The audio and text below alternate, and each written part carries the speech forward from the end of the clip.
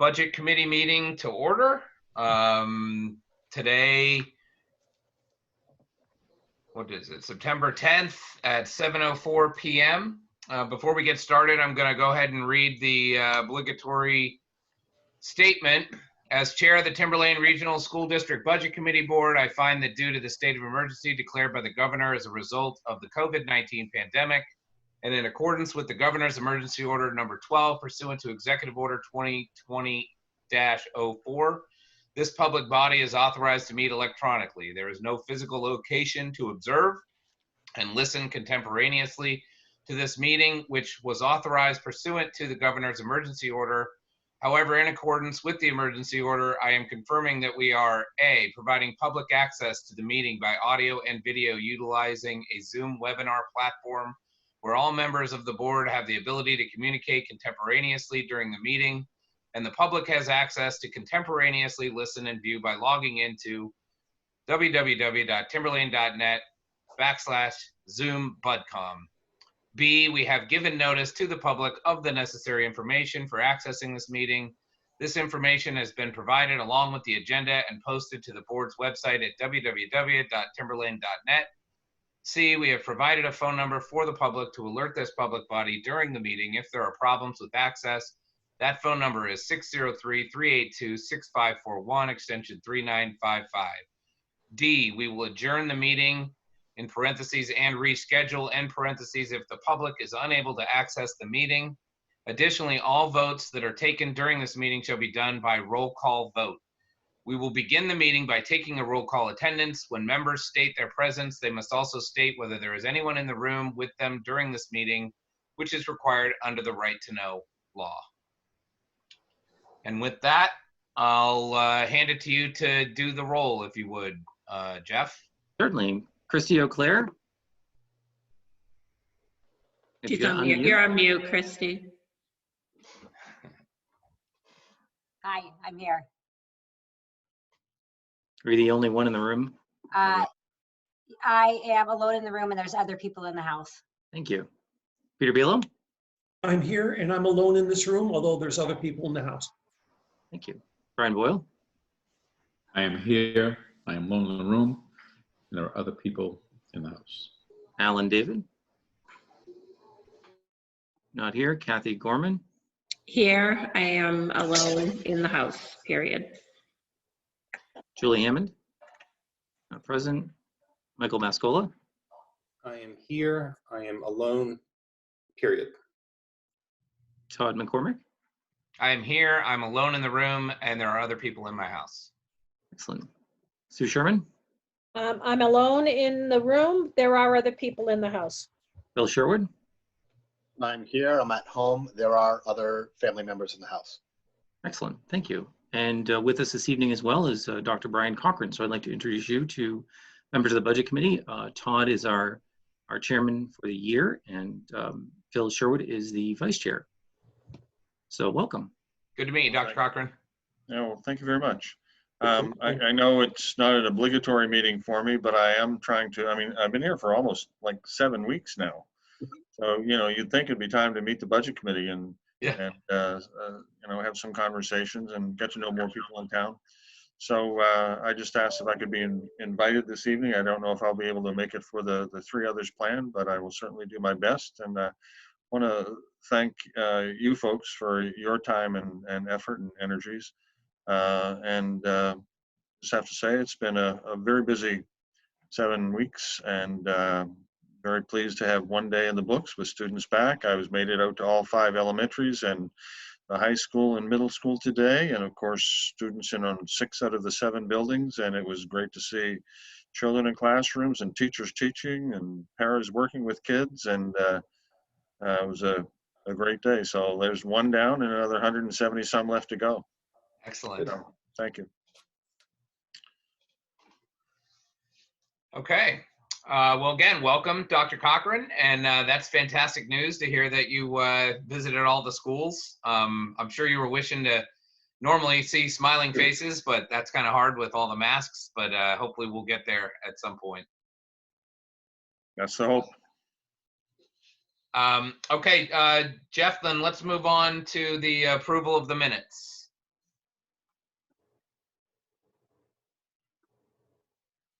All right, any questions? We have two sets of minutes, I believe, for approval. One is the organizational meeting on May 14th. And the other, I believe, is the regular meeting after that. So I don't know if there were any changes or if anyone would care to motion to get those on the floor for approval.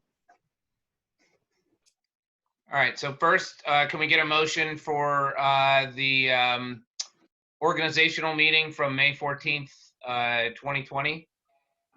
I make a motion to approve. All right, do we have a second? I'll I'll second second. that. All right. We're given the Discussion? second too. Who gets the second, Todd? You call it. Brian. Excellent.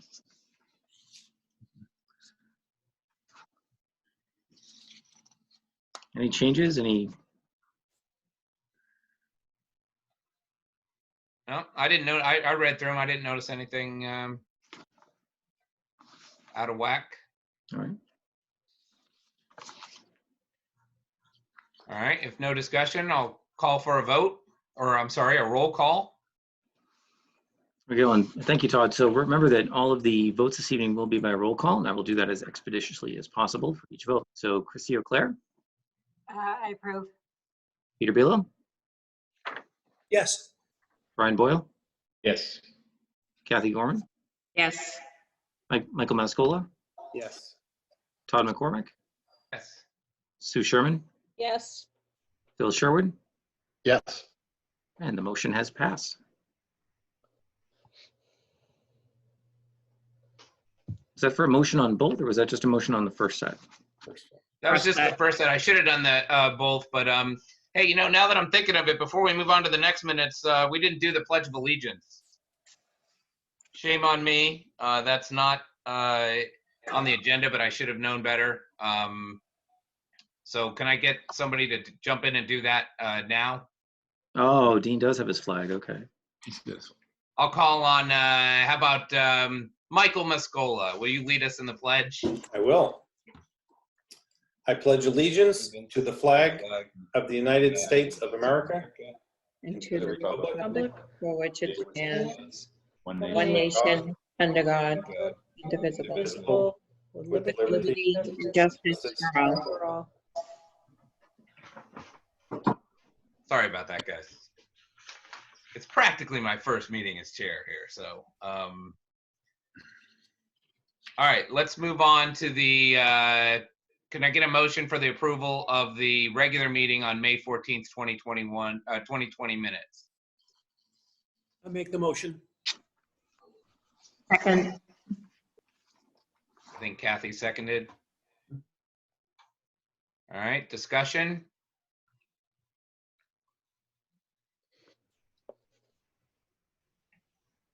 It's been a while.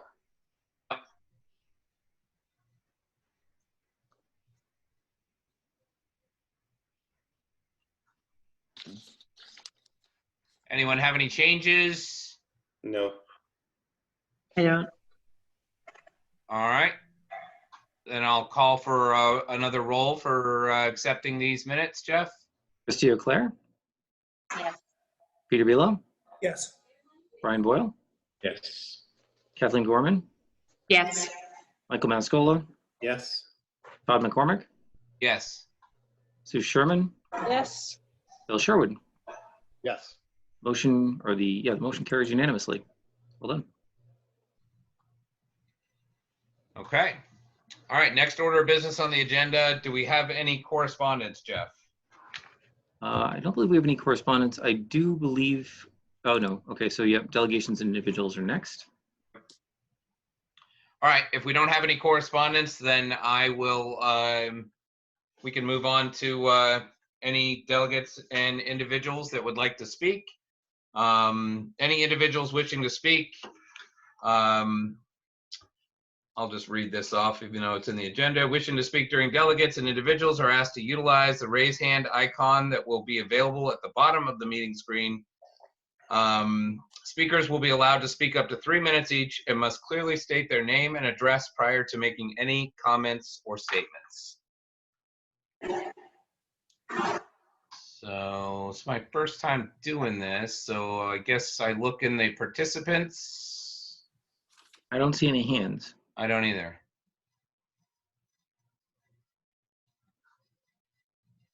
All right.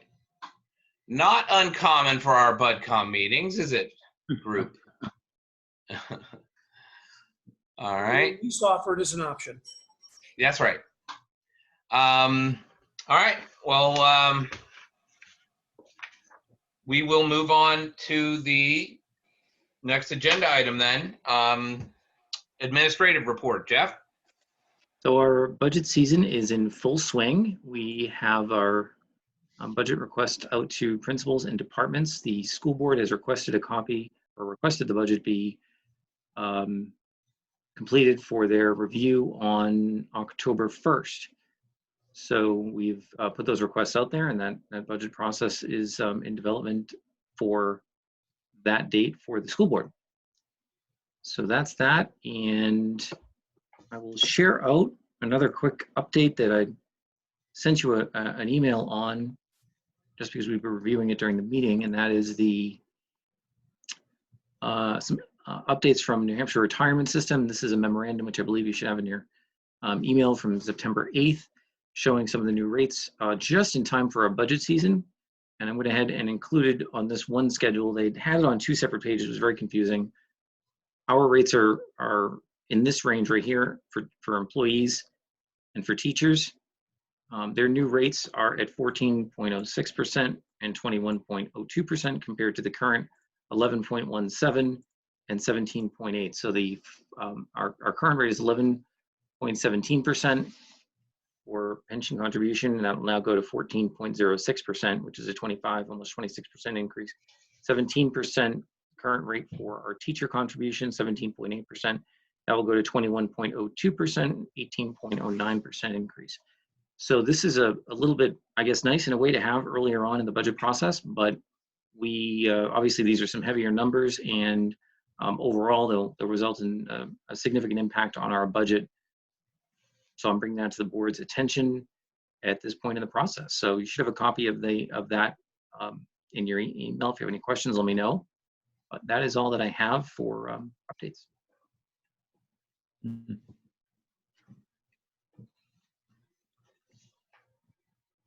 Okay.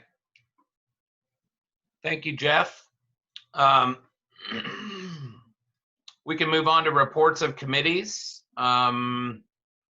I don't think we have any committees for the budget committee other than the CIP committee. And we have not met yet, so. I didn't figure you had. Okay. That leaves the floor to you, Mr. Boyle, for the school board. Nice of Dr. Cochran to join us here tonight, because quite honestly, he gave you probably even a more in-depth, detailed report than pretty much, obviously, I was going to say, we've opened up school successfully here this year. A lot of things going on. The school board voted. We are exercising a hybrid model. Overall, the goal is to get the students back in as soon as possible. And so we have anyone who has students in the district, quite honestly, they know more on a day-to-day basis than like an individual school board member, because I think the district's going to do a very good job of informing the parents what's going on. That just, I'll be honest with you, I get most of my information from other board members that they're getting as parents. So I'm very happy to see that. I know for a fact that the effort that's gone on with Dr. Cochran and his team over the last, well, he says 7 weeks. Well, it seems to be that it's been an awful lot of heavy duty stuff going on the last 4 to 6 weeks, and it's greatly appreciated by the school board. But again, I'm just happy to report that our main focus was to get behind the administration and do whatever we can to help a successful school opening, dealing with the COVID crisis the state and the country is dealing with. And so again, I'm glad that Dr. Cochran was on tonight to give us even more in-depth on what's actually happened here in the last 48 hours than actually I could give you. Yeah. it's been an interesting run. My old district, I left and resigned on my final day was the 28th of July, and we had our plan approved at that point in time. So I officially started the 27th of July, and there was a lot of work ongoing related to the task force of the two instructional models. We had some people who were away due to vacation or other reasons, and it was a very challenging time. It was difficult at start to get some traction, to get some people in. But I think people really pulled together. I've met so many hardworking, good, bright people in this district who just want to do good things for kids and families. And it was heartening to see how much things came together at the end. We still have some challenges. We're in a teacher shortage nationally. We're short about 250,000 teachers according to national organizations. We're short teachers within the state. We still have some open positions that we haven't been able to fill. With the use of the remote model at the secondary level, we have need of people to supervise classes, because we have teachers who are fully remote, but they're teaching hybrid classes, and so we need someone in those classes to essentially proctor and make sure the students are paying attention and doing their work and that sort of thing. So we've been working on that pretty significantly, both at the HR level and also at the school level, and reaching out and trying to get people to apply and bring them in. So we're not out of the woods yet in terms of being able to maintain what we've done. And the most significant reason for that is what happens when we start to have people out sick. So for example, at the high school, on average, out of all the teachers and staff, there's on an average day 5 to 9 people out. We don't have that 5 to 9 people right now. So we're trying to get that capacity as fast as we can. And we're not balanced on a knife edge, but we don't have the level of comfort that I would like to have moving forward, to make sure that we'll be able to sustain it as regular illnesses, colds, flus, people, having to go to doctor's appointments, things like that. So we know we're open now. We know that we're close in terms of our staffing. Not only do we need to beef that up, but we really want to bring the middle school back on. I was talking to Megan, the principal, today, very disappointed that they just haven't got the staffing to be able to pull this off, but we're hoping within the next week or so that we'll be able to do that. A lot of support from people in the community wanting to see kids back in school, and I'm very pleased that we were able to do it. But like I say, there are some challenges. We have a lot still to do in some ways, but things pulled together in the last couple of days. I know we were a little ragged around the amount of time that we had for buses and bus schedules.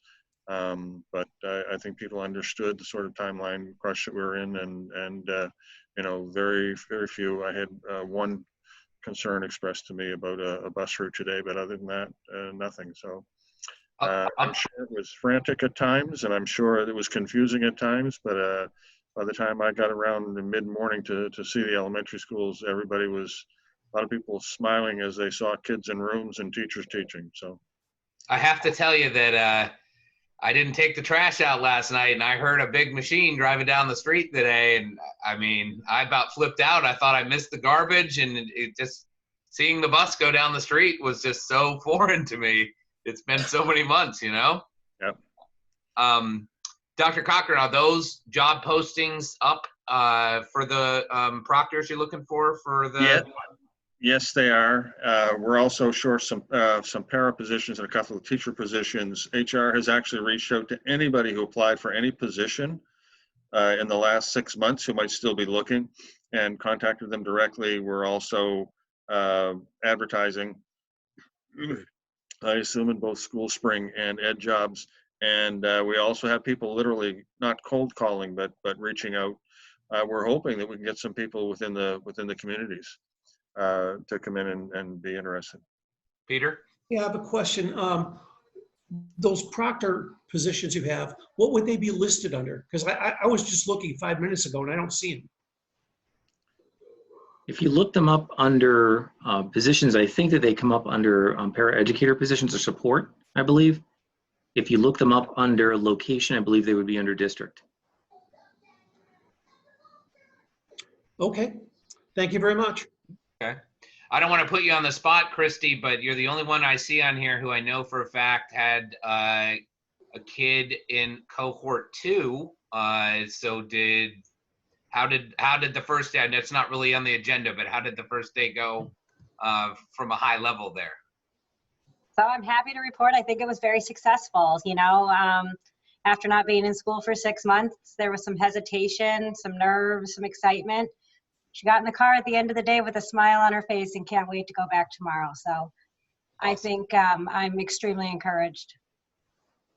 Awesome. So it's all good news. I gotta say, both my kids picked, we chose remote.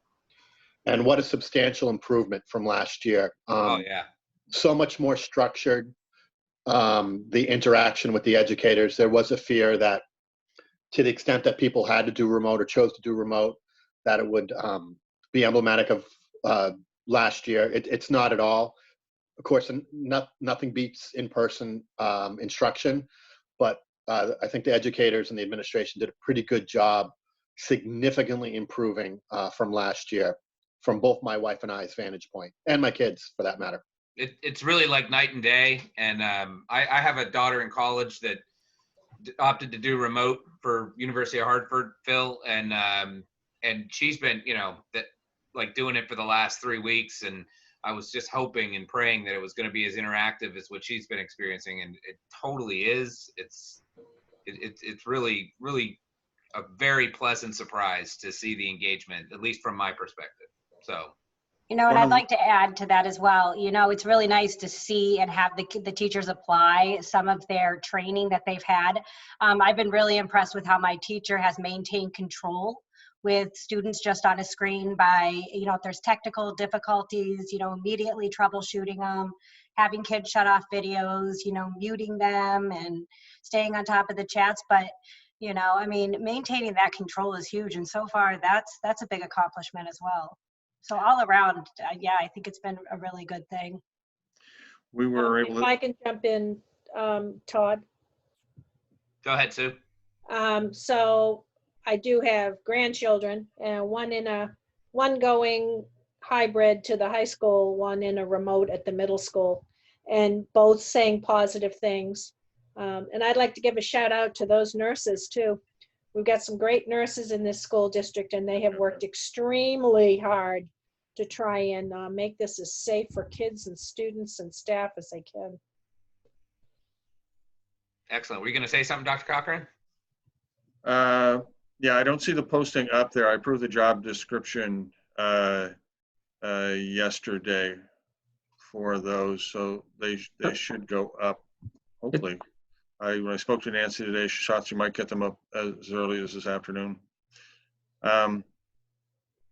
But in terms of one area in particular that we've really tried to work hard and address is the area of para support for identified students and general classroom paras as well. And we developed a document. We worked from the job description and gave them an example of here's an area of the job description, and here's what that looks like in face-to-face. And we got them some clarity around what would that look like in that same function look like in a remote environment. So the expectation is that paras will be logged in with students when they're remote, or with them face-to-face in class if they're in hybrid, and real clarity about basically taking all the functions that they do in the job descriptions in a face-to-face mode and say, here's how, using the various electronic platforms, they can do all of the functions. There's obviously some loss of functionality across everything, because that's why we have schools and teach face-to-face, because it's a very effective model. But I think we translated almost everything that we can with respect to special ed and paras. And I wouldn't say we have feedback yet, but I haven't heard a complaint. So even after one day, to hear no complaints about that, I'll take that on day one. Excellent. As long as we're giving shout outs, Sue, I know there was a little glitch with Wi-Fi at the high school this morning, but you know, since Tuesday morning, I've been incredibly impressed with the IT within the district. It's I mean, from my house, it's gone flawless. I know some folks probably had a little issue here or there, but they've been very responsive, and it's no small task to get this many students online at the same time, especially on a Wednesday when it's everyone in the district. That's I have an IT background, and I'm telling you that you got to have a lot of bandwidth and a lot of things working right for that to go off without a hitch. We were concerned, Todd, that it was a bandwidth issue, but we've never had bandwidth issues before. And what we determined this morning was that I was actually in the building when it happened, and it was an automated backup, and a battery system failed. And it was just an aging battery that hadn't been replaced in time. And so the backup failed and it shut down the system. And they were able to reboot fairly quickly. So all good. Yeah. After 3 days, I think that's not such a bad hiccup. No. Hey, Todd, if you don't mind, if I may, I just went in Google Timberlane Apple Track. This is a big deal, these pandemic floater positions that we have. Yep. And I'm just going to go into, I want to say support staff. Let me see if it might be there. And I think I might have to go into, it's either under, well, I'm going to look at all of these support staff, all vacancies. And this is the position that we were referring to as the temporary pandemic floater position right there. So I'll just put it out there for the public. It is kind of a big deal. Let me see if I can get even fancier here. There we go. And make it a little bit bigger. So additional information is right there. So qualifications, what we're looking for, what the responsibilities are, all that. I'll put it out there. I want to make sure everyone can see it because they are posted and they're out there. So we're definitely looking for some great candidates to come in and help us out, make sure that we can continue to deploy an effective model all year. So thank you for allowing me to put that plug in. Absolutely. All right. Well, we've thoroughly gone over school board representative reports of committees. So thank you, Brian. You guys did a great job. Thanks for the support. Let's move on to, do we have any unfinished business, Jeff? I think so. I noticed something in the minutes.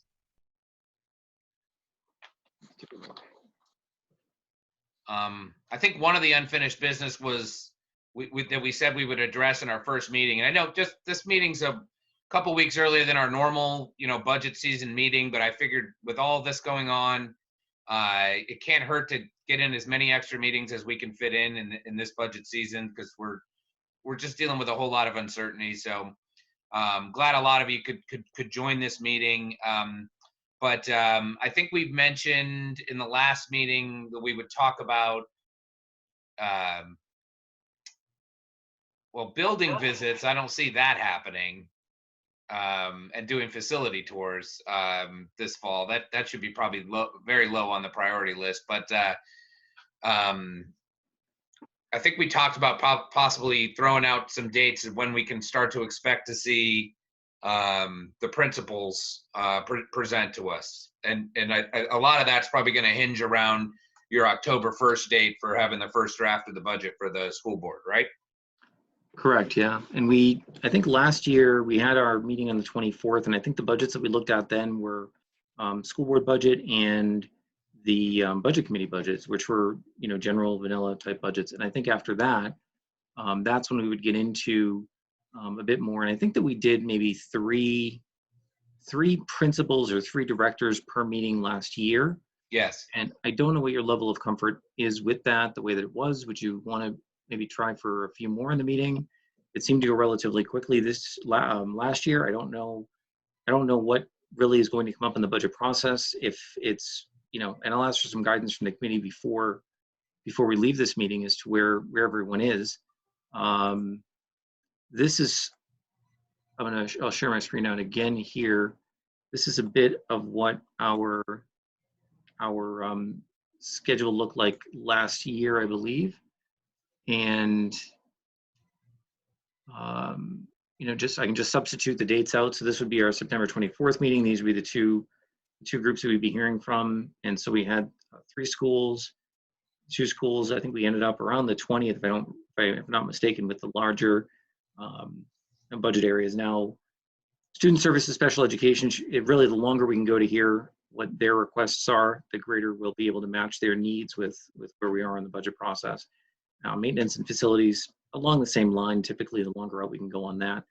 So I don't think our schedule is much different last year. If you're comfortable with this, I can, and I think Kathy Gorman had used the term rinse and repeat. I can just have this flow forward into, and just plug in our current year dates. If you want to hear more, if you want more people to present, we can also push them up a bit. But again, where we end up with student services, special education, you know, I think we were probably looking at the whole budget at this point, you know, anyway. That's about as far as we can go that second meeting in November. So I don't know what your thoughts are. If you want to let me know, and if we should be doing a few more schools or directors per meeting. Go ahead, Peter. I think we could add one more school per meeting easily. So make it, you know, school board budget committee and one of the elementaries on the first meeting, and, you know, kind of let that go down. That would get us done one meeting early. Okay, I can pop that in. I might adjust them a little bit this year based on some new staff that we have, new personnel. Dr. Corcoran and I would probably want to meet with staff as well to understand some staffing needs, and I think that at the latest it would probably happen during that week as well. So, and I believe Dr. Corcoran, I'll be speaking with Kathy to make sure that we have those meetings set up with the departments, but we should be fine for that first meeting in October for that. So yeah, just add one more elementary school to that 11 October, whatever it's going to be, the 8th. But yep.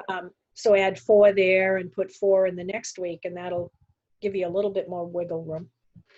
Yeah, and if we assume that we're going to continue doing these remotely, I mean, it is asking for them to commit less time than you know, having them drive to the to the board meeting where we normally meet and sit around and wait. I mean, they could join. They don't even have to join at the beginning of our meeting. So it is asking for a little bit less time, but then of course I want to be wary of, you know, the calendar time and make sure they have enough time to, right, you know, put something together. I wonder, I think what Peter was asking for was do school board budget committee in an elementary school as early as 2 weeks from now. No, I think that's way too early. I do too. But I'm just wondering if there's anything else on this grid here, Jeff, that you think would be ready for the 24th? Like, I don't know, technology and PAC or athletics, or is that way too early for them as well? I really think it's too early for them as well. You know, all of these departments are in a real tough spot. They're going to be a tough spot going into the new budget year. For example, PAC, that you know, that's something that, you know, how do we even know where? I know. But, you know, how do we even know what we're going to be able to deploy? We're going to be able to continue on with the existing programs, which I imagine that we would. I will say that I think that on that September meeting, it would be too early for an elementary. And then quite frankly, on the 27th or on that 24th meeting and the next meeting in September, even to discuss school board, that quite frankly is very preliminary, because in that budget is really where we would capture a lot of those costs that would be from the SAU, where they would roll into the district. So that's where a lot of those costs are going to be captured. So the budget, school board budget itself, the things that are classified under the school board budget in that 2300 realm of accounts, function code accounts, again, that's where we're going to be plugging in a lot of those new positions and different things. So, you know, we can certainly talk, and I think, I'm not sure where the dust is going to settle on that. And Brian, I'm not sure if the school board's intention would be to add positions to the budget that would be helpful for me to include in the budget. I would need to know, you know, what if they're going to actually include positions, if they want to be included dollar, because remember, where go those positions go a lot of the ancillary stuff like retirement, benefits, and that sort of thing. So those are big drivers. So I'm not sure if the school intends on you know, having that ready at that time, but certainly we'll put it forward, and if there are changes after, there are changes after. It's a very unique, this is the first time I think that budget's ever been unique. Every year it's sort of, you know, plain Jane, but this year it'll be a little bit different, I think. So yeah.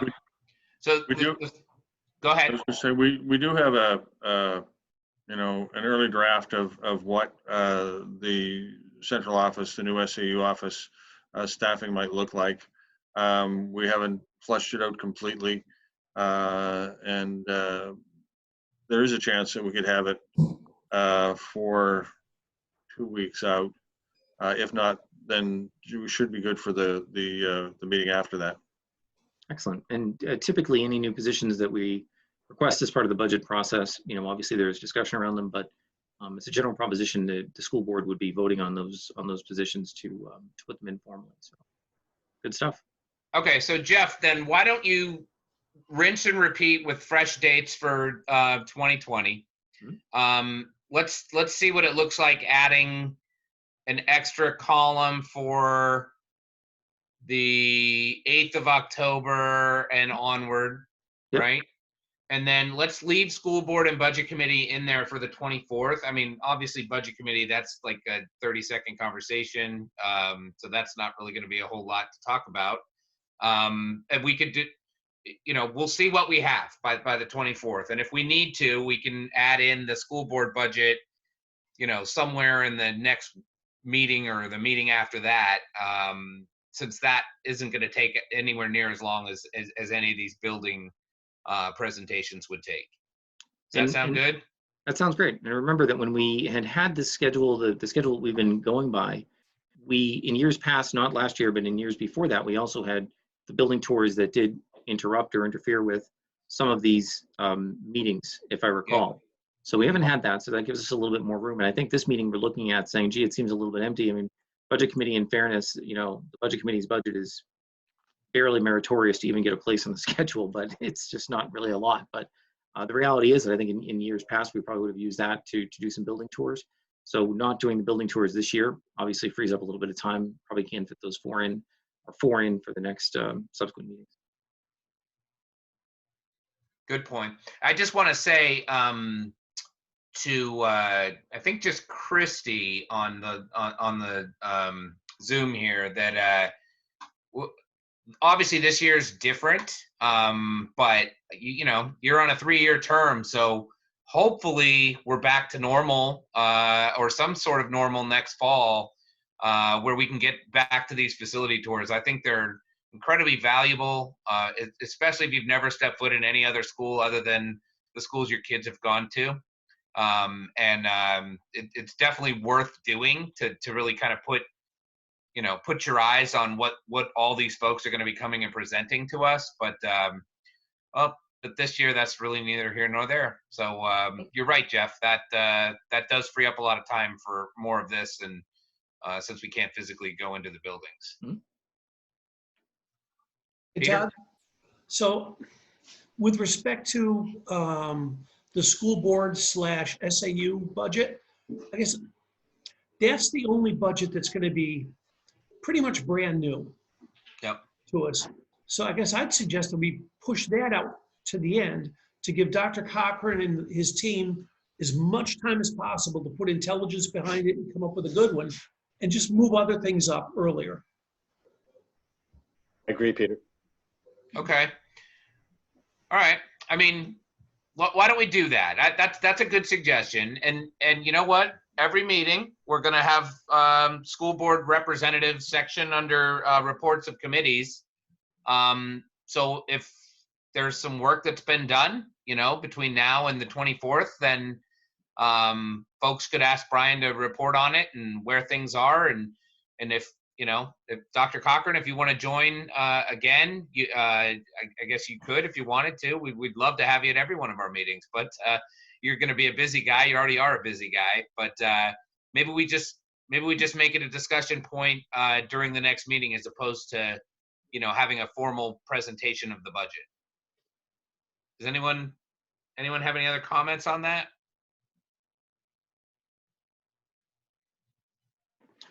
So Todd, I will say that in terms of moving up on what I can move up to the 27th, I probably can get transportation up there separated from, you can see where it's with Pollard there, here. I can move the 24th, you mean? Yeah, on the 24th, I'm sorry, I can move transportation up. And I'm not sure about technology. I know that a lot of our departments are really fully, and to say stretched would be an understatement. And I'm just trying to gauge where they're going to be between now and the 24th. It's going to be very tough, very tight. I'm just trying to think, is there any one, I mean, facilities and maintenance, I mean, it would be hard for me to have pull my facilities director off, trying to make sure that all of our schools continue to be, clean, staffed, prepared. But I think I could move transportation up to the 24th, and I'm not sure about anything else, but at least we'd have that. That'd be great. So Yeah, let's do that, Jeff. Transportation, and we can make that fluid between now and the 24th. If it somehow you think that we could get any one of the other ones in there for that meeting, then we'll take it. Right. The ultimate objective is to get as much of this done, but we also want we want solid data as well, of course, so that we can get ahead of the budget. That's always our mission every year, is to make sure we're not pushing it to the end of December. So yeah, that'd be great. Transportation for the 24th. Perfect. All right. Perfect. So we're good. If no one has anything else there, then let's move on to new business. And the first item there is review of fiscal year 1920 budget to actual performance. Perfect. So I'm going to share out again, if I may, and I sent you another breakdown by fund of our revenue and expenditures by fund, but really for budget to actual comparison purposes and for budgetary review, I think that this expenditure schedule probably hits the mark. And going through, I'm more than happy to address. I'm going to hit some of the bigger line items here just to bring them to your attention. Anything that we've had a big variance in or what have you. And if there's any questions that you have, feel free to stop me, but you'll see right here, 473, we have a very favorable variance for our salaries teachers line. We have a lot that goes into that line that gets spread out through the other 112 departments, including certifications and that sort of thing. And we always have a few positions that we just can't seem to get filled. That's not untypical. We have substitute salaries for teachers. You'll see that there's a variance there. Obviously, that is going to be a little bit challenged this year, let's just say. Long-term subs, on the other hand, a $31,000 variance. Part of the problem with the substitute teachers, salaries for teachers, is that our sub rates are really low. Historically, they've been low, and they were low in that year, like $80 a day or something to that effect. It's a very, very low amount. I don't think we tend to have a lot of subs in. We do have some long-term subs, which is a separate line. So you'll see a total favorable variance there of 851. On our 1200 fund, which this is all special education, and there's special education in other parts of the budget as well, you can see that we didn't have such a great year. And I think that this really reflects the volatility of, and we've talked about this for years, the volatility of this function, of the special education function. You'll see some teacher and specialist salaries with favorable variances, as well as some educational assistant salaries. In some situations, we weren't able to get these positions filled, and in some cases, we've had to outsource some of those resources. So you see those get picked up in other lines like consulting and outside services. Moving down, you'll see our tuition private and our residential cost lines. Obviously, we had a very, very big overrun there of $755,000. And when the budget is put together, what you're seeing in this column right here is our voted number. And in some cases, we do transfer funds, we do move funds around.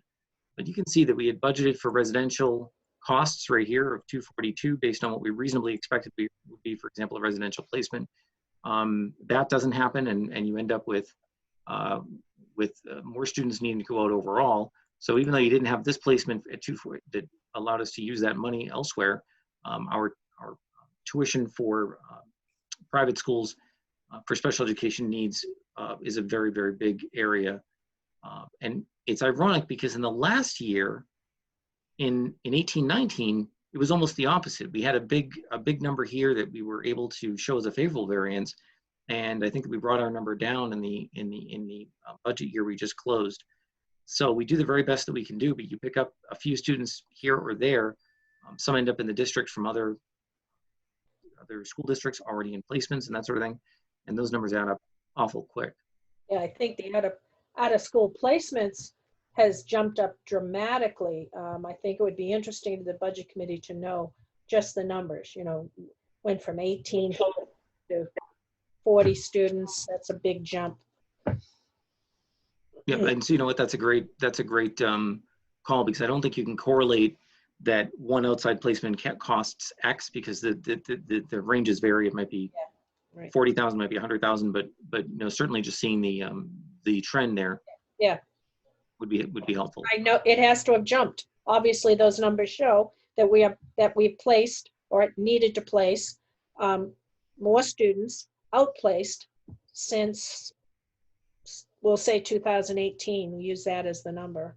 Yeah. And I think that one of the things that we found last year in the budgeting process was that as we budget for those outside tuitions and costs, we always look at, we know we're probably gonna have a net increase, but we're gonna have students and families move in, and we're gonna have students and families move out. Turned out, in that particular year, we didn't have the second part of that. Nope.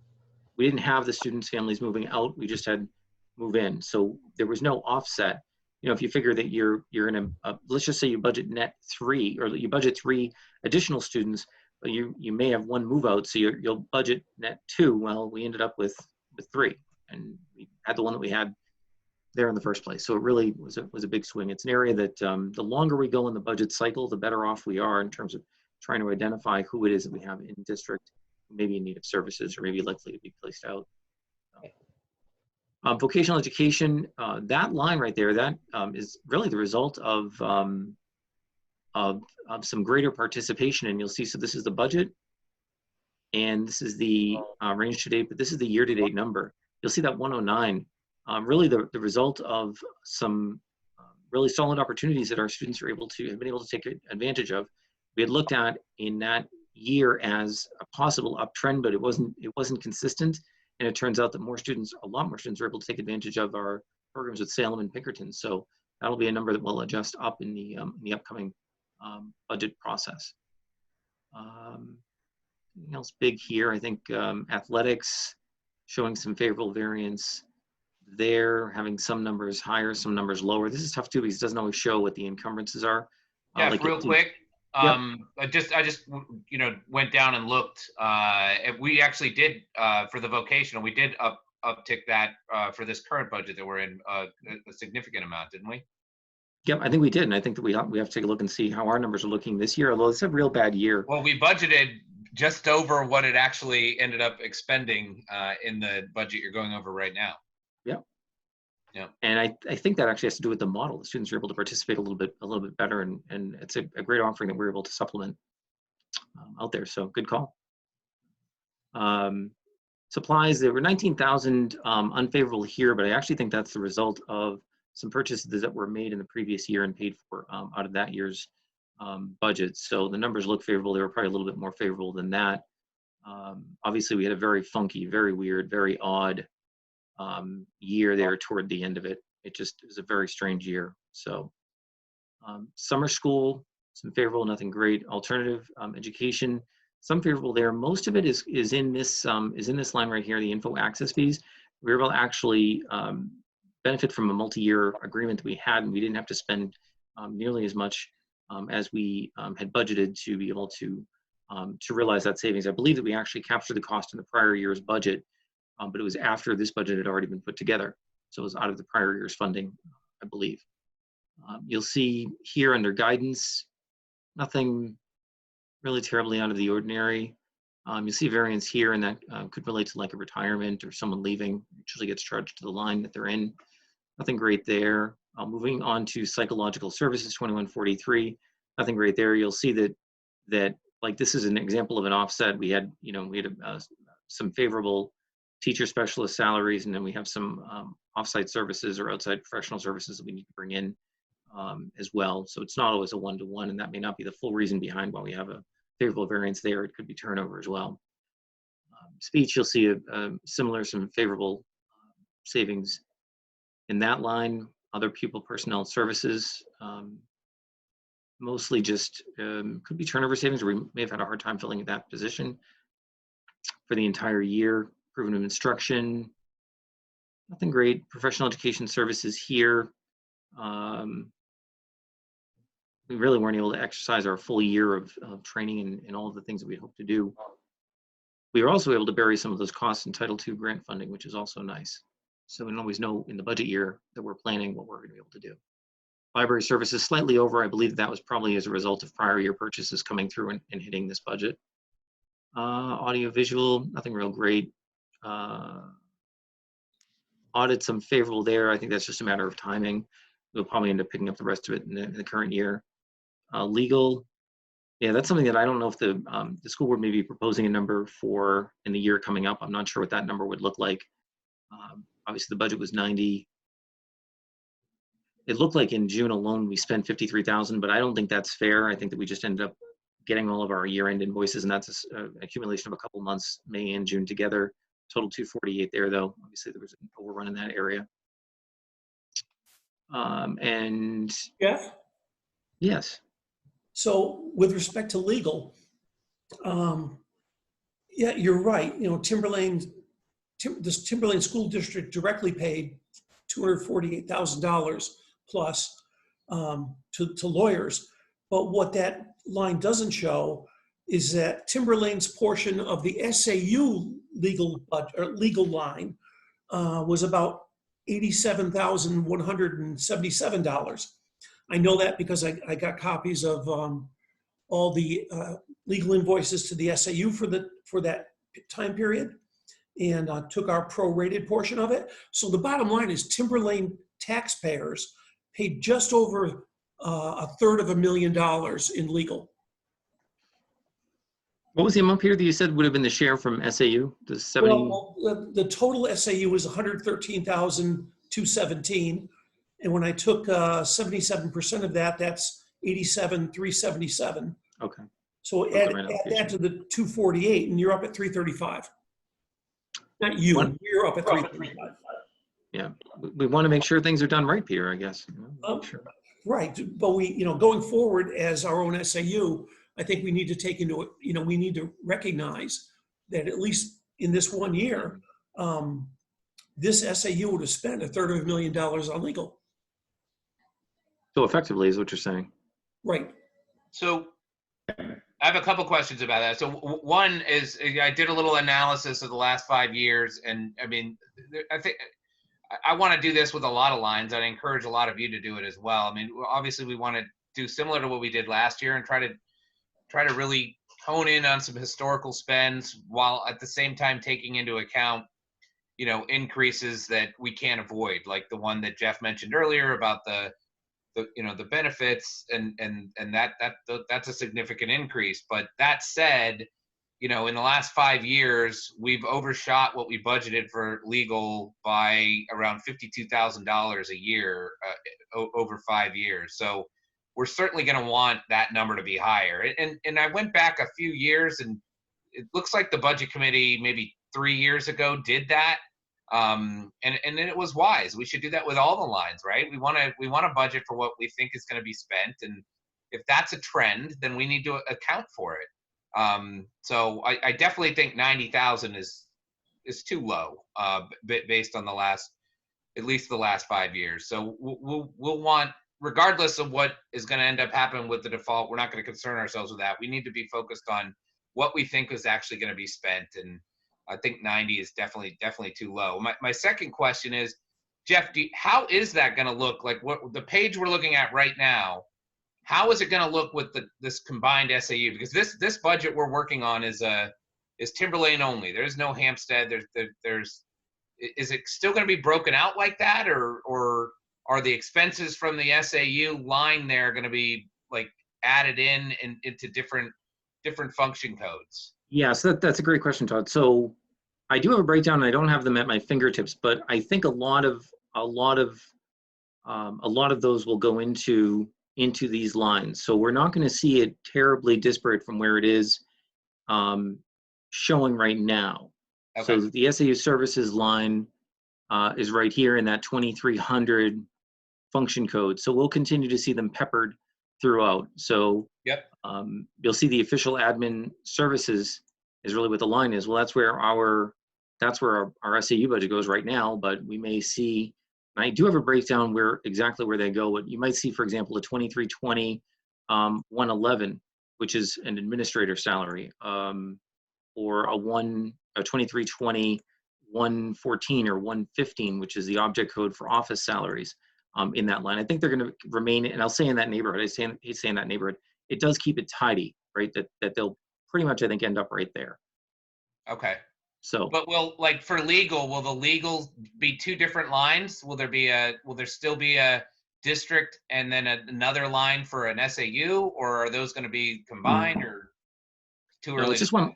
No, it's just one line. Remember that legal, as it stands right now, that legal line represents costs for anything from our special ed Yep. support to union negotiations, labor relations, Right. all the way down to the general, the general things that we have, the general employment matters that we have come up. Yep. That really won't change too much with it being a single district SAU. It's just that maybe you might have less to spread it out over, perhaps, meaning that, now it's all just in Timberlane. But obviously there were some unique issues that came up. But going forward, we are now operating in an environment, for example, which up until this budget year had 2 unions, and now we have 6. So Right. Inherently, you're going to have some additional costs, I think, as part of that. 6? So, yeah. Todd? Yes, sir. Okay. I just want to weigh in here a little bit on the past 12 months here. So I certainly don't expect the borderline frivolous lawsuits that we had to deal with. But when somebody sues a district, whether they're an employee, whether they're board members or former board members, we have to defend ourselves. And lawyers are expensive. I don't expect,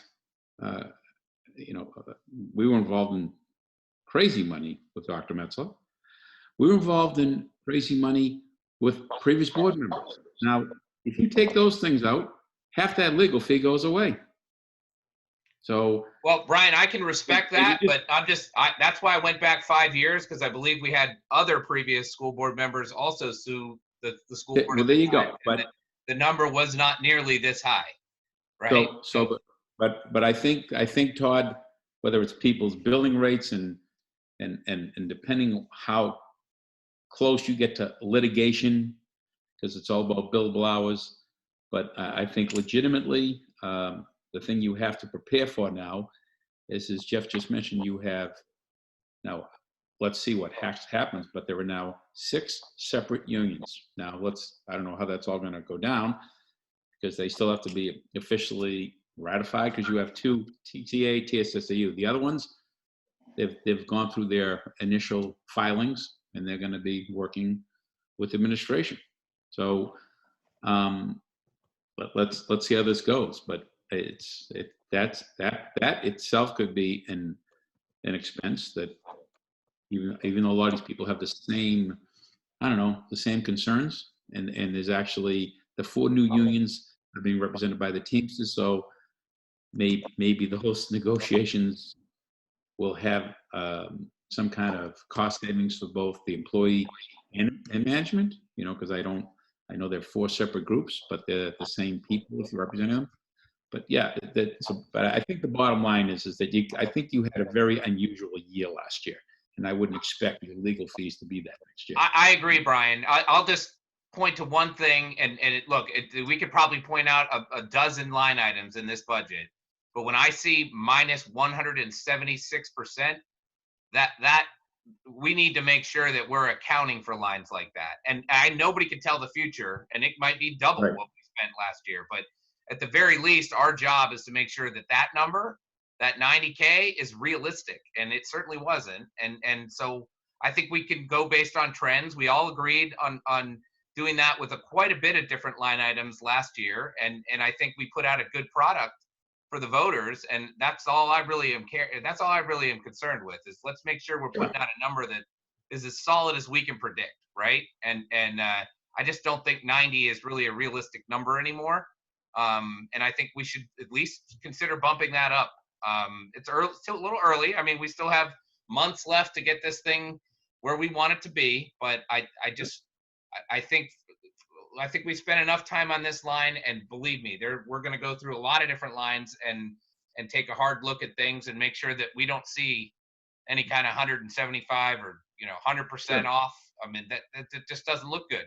And I'd like us to put something out there that comes in as close to reality as we can possibly predict. Yeah. Perfect. All right, Jeff. So, keep going, please. Yep. Moving on, you'll see some favorable here as well in miscellaneous expenses. I think that school board line, by the way, I think we ended up putting a lot of the requests that were coming through to the school board through and incorporating them into the school budget so that we were able to save quite a bit of money from contributing to trips and sponsor. The school board would normally sponsor the trips and that sort of thing. So admin services, you'll see a position here under 2330, a position we probably weren't able to fill. Some savings on office salaries as well, showing 53,000 favorable. Directors of curriculum, that was a position I believe that we had held, we had not filled. And so I even think that the residual here that was paid out was probably in relation to a very short time that employee was with us, but I don't think that position's been filled, resulting in a net savings in the whole function. Some admin savings here. I know we had some retirements and that sort of thing, so those tend to drive up some of those costs. This 2410 is Office of the Principal. So when you see Office of the Principal and you see the 24111, that's literally the principal's lines. Those are their assistants. And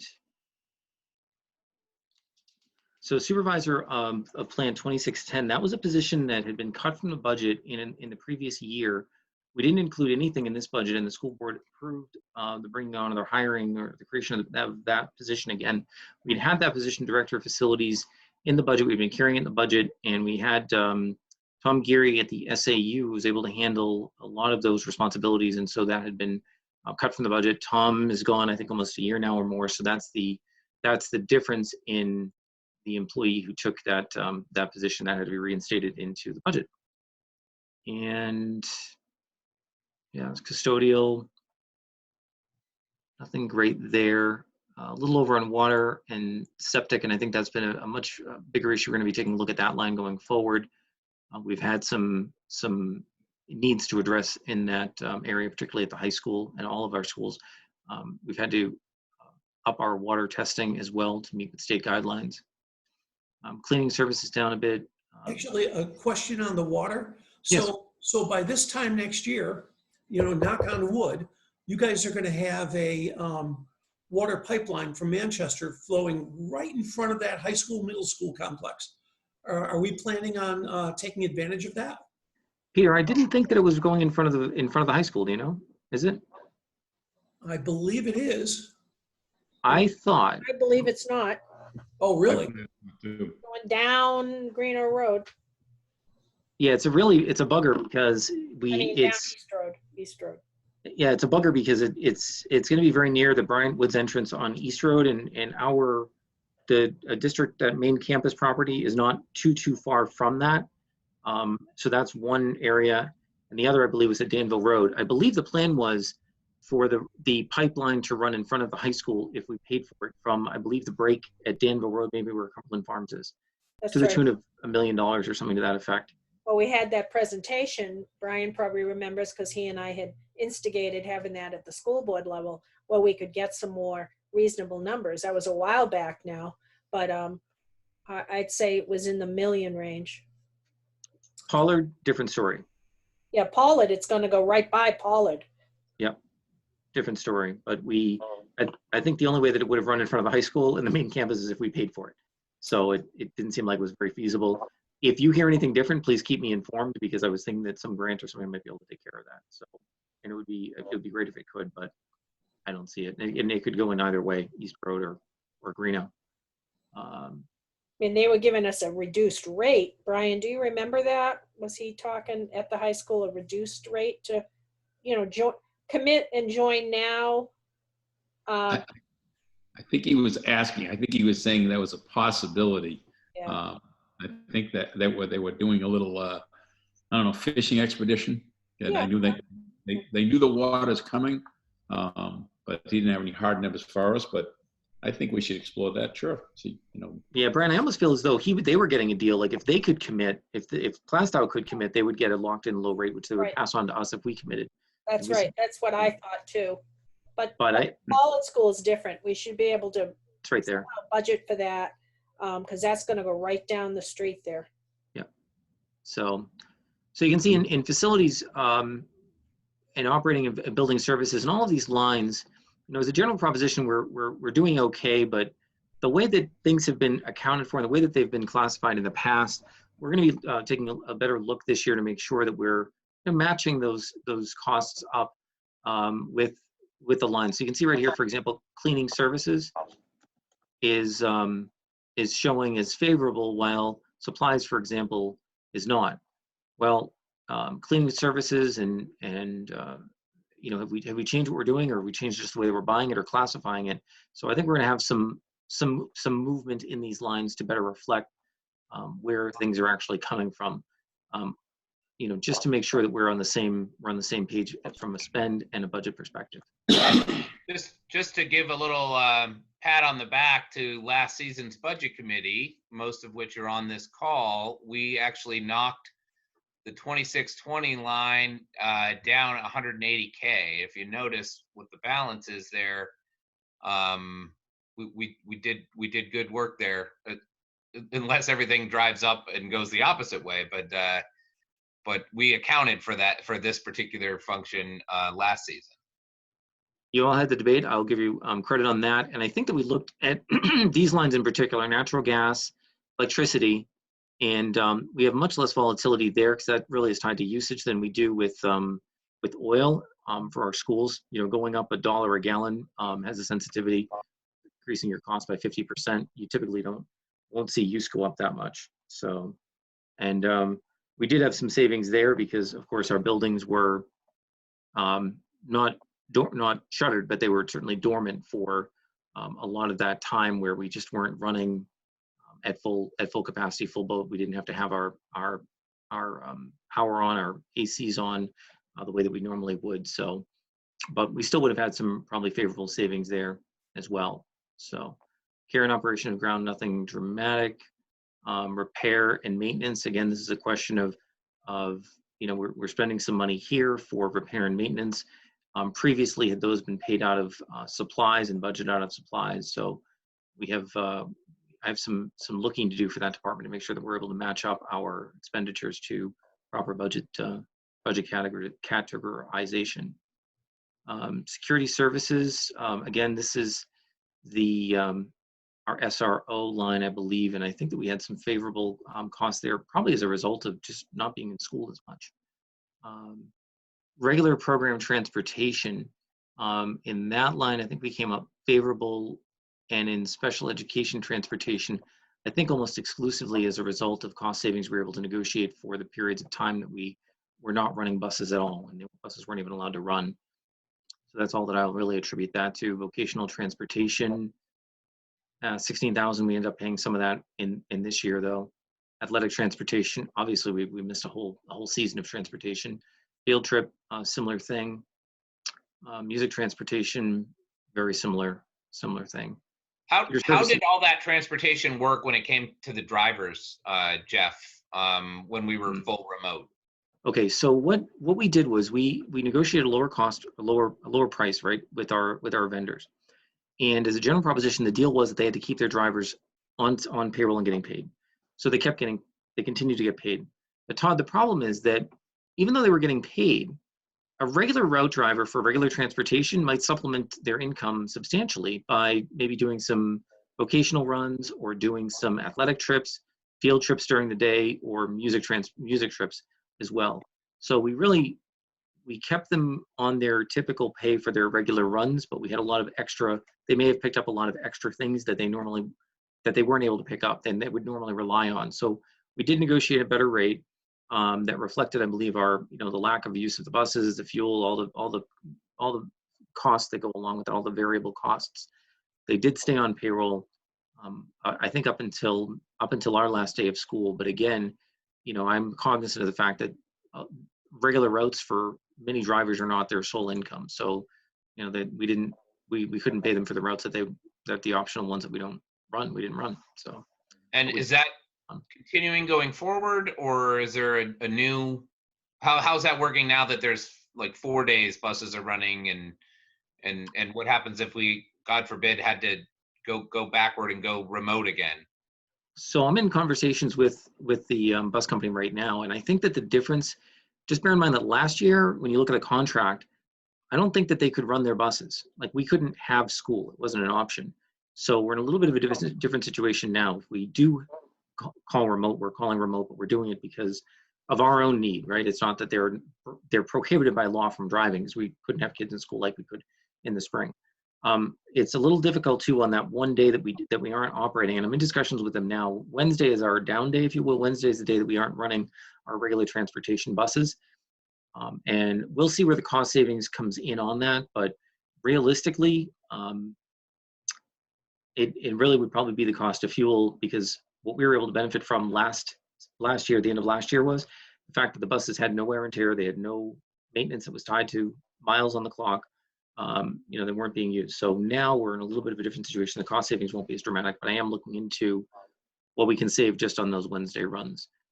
I don't want to say it. I'm almost afraid to say it. I'm knock wood, but we had a possibility, because we have such low numbers on our buses now, that we have to run another tier. So we would have to run and fill up our elementary school buses, and then when they're full, at 24 students, go deliver to the school, drop the kids off, and then go out and do another run. I believe it's worked out, and I believe that we've been able to set up the cohorts and set up our busing schedules so that we don't have to do that. And that would have been an offset to whatever savings we would have had. We would have had to pay for an additional run, but I don't think we have to do that at this point, which I'm very, very pleased with. I'm very happy with transportation and our administrators that they were able to really so well balance out our students. We don't have to incur additional costs on that, and then hopefully we'll have savings.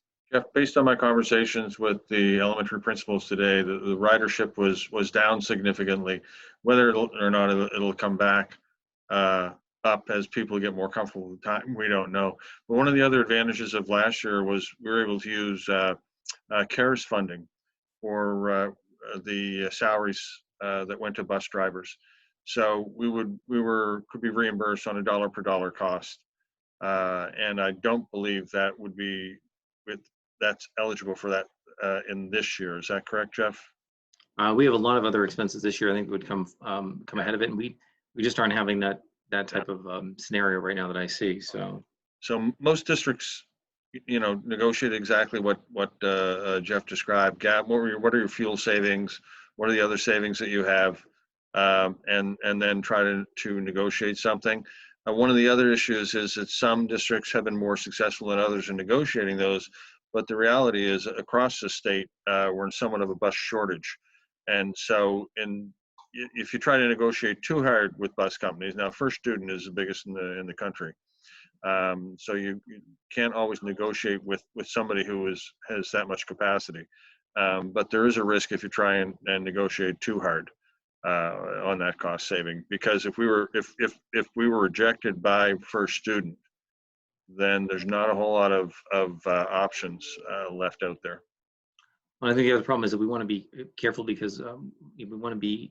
I don't want our bus drivers, who are good bus drivers, to be looking other places for employment opportunities because they aren't getting a day's pay or a month's pay or whatever it is. So don't think we'll have too much savings there. Not like last year, but we'll have something. So. Computer services, you can see that we had some expenditures there, info access fees, a lot of things that came up toward the end of the year, which put us a bit over in that category. Sports services, you can see that we've had some favorable savings in insurance. And at the end of the day, we had some savings in teacher retirement. Again, a lot of these costs, insurance, FICA, non-teacher retirement, teacher retirement, all tied to our positions and figures that we have for our employees. So when we look at the group insurance, the favorable group insurance, at the end of the day, that's probably about 10 policies. So that's the difference. That's the swing of just having 10 people who aren't on insurance have to go on insurance because the spouse has been, gets laid off, whatever the case is. I don't know how we're going to be next year or in the current year on that line, but again, it's a big number. It's not a lot of policies. So And that's that's another one that we knocked a few out last budget season, right? To the tune of around 400,000. Yep, and I almost remember having a specific discussion about what's the sensitivity, how many people are we willing to say that, yeah, you know what, we can, if 10 people change, we're okay, something like that. I think that you guys did a good job on the analysis on that. So, yeah, good stuff. So our numbers are what they are, favorable there. Site improvements. So these numbers are really tough because these two lines are the ones that get hit hardest for encumbrances from the previous year, and they don't really show on this report. The money that we had, though, was spent under our 4,600 account and under our 4,200 account for the most part. So, you know, that's a good thing. We took on a number of projects at the end of the year, which won't show up on these expense lines. They do show up as encumbrances. So food service fund, just moving down. Obviously, this is the last year. We won't be seeing that anymore. We didn't budget it in the current year. Our food service fund, we budget this number right here, this 1.4. That's for the food service fund.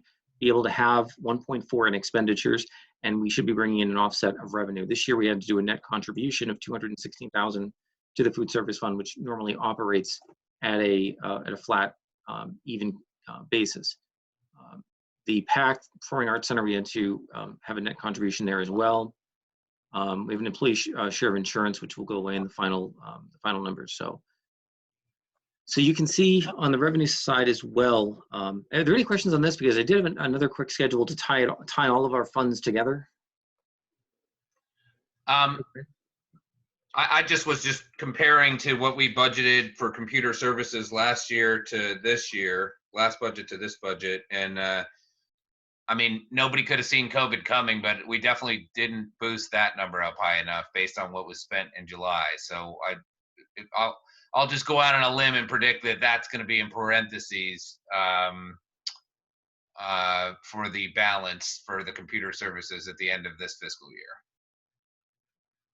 It may be. Yeah. Todd? Yes. Yes. Could I ask Jeff a question here about insurance? Yes. You gave us your sheet earlier in the meeting here, Jeff. Have you drawn any preliminary numbers what that would do to our insurance next year? Those rates you gave us? No, the rates that I gave you were the rates that I gave you were for retirement, non-teacher and teacher retirement. And so when you look at where we're at 4.6 and 781, and I estimated 18 to 20 something odd percent difference, I think that's going to be it's going to be over $1 million swing. Mm-hmm. And what you're referring to are these right here. So you can see that our employee rate is up 25, almost 26%, and our teacher's rate is up 18%. So just take these numbers right here, advance them for our salary growth in the current year and next year, and then add 18% and 26% theoretically to them. They're big numbers. Those are big numbers. They're much bigger than they look here. They look very sweet and innocent here. Yes, that's why I asked. Yeah. I did put them in red, but you know. Yeah. They are big numbers. They were over $1 million. We're going to be over $1 million there alone. So. Yeah. I do have another schedule here so this really just our 100 fund, and this looks at contributions that our 100 fund, in this case made food service. Another way to look at the financials to tie them all together is to look at them from an all fund perspective. Make this a little bit smaller. And so these are our numbers. So when you look at our general fund 100 fund, our revenue was 67,402,096. Our expenditures were 68,580. Not that bad. You can see our food service numbers. That revenue includes contribution from the food service fund, our grants fund 1.4, performing arts 34, showing total revenue 70,108, expenditures of 71,286. Not to worry, it looks like we're overspent, but we had a beginning balance of 3.2 million, 3.284 million. When you add these two together, that's going to be your money in. Your expenditures out is that 71,286, 730. We have some encumbrances from 18 that rolled forward. We have some encumbrances that went out from 1920. The net impact is a spendable fund balance, spendable fund balance surplus, if you will, of 1.913. We also had to deal with the fund balance retention. We had 500,000 fund balance retention in 1920, which was then released, if you will, and renewed by the board. So we're at about 1.19 or 1913 million, and you can see the breakdown amongst all the funds. And again, for budgetary purposes, this isn't incredibly helpful, but I think it gives a nice overview of how our district sets with all of our district revenues and expenditures. So, any questions on that?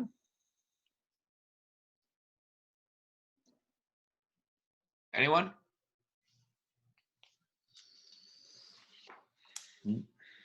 Cool. Okay.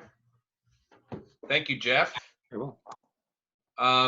Next on the agenda is budget development update, but unless you have more, I think you kind of already gave us that, didn't you? I mean, your target date is the 1st of October for that?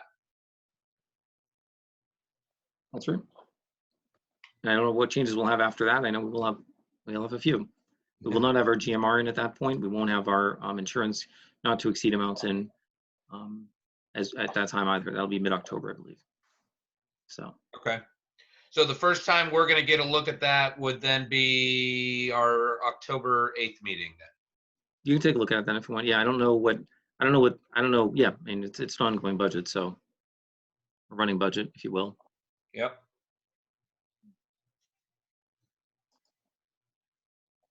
All right. Does anyone have any questions about that?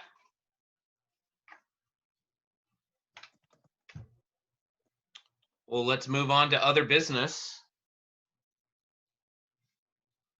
Do we have any other business? I don't think so. All right, last thing on the agenda, future agenda and dates. These look right to me on the agenda. September 24th will be our next meeting. Perfect.